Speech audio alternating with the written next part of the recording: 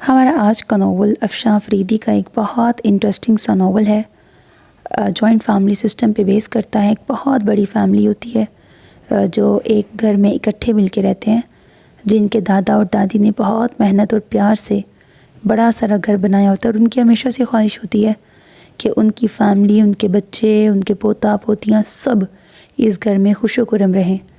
लेकिन फिर 5 साल पहले ऐसा क्या होता है कि उनका ये घराना बिखर जाता है। सबके दिल एक दूसरे से ख़राब हो जाते हैं। कोई एक दूसरे के घर आना तो दूर की बात, एक दूसरे की शक्ल भी देखना गवारा नहीं करता। तो ऐसा क्या होता है वो आपको नावल सुन के पता लगेगा।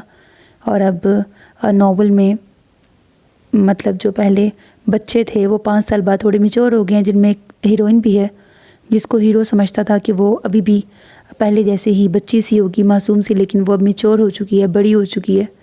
ऐसे ही हीरो का एक कज़न है जो कि बहुत फ़नी कैरेक्टर है और हीरो को बहुत जिच करता है, बहुत तंग करता है।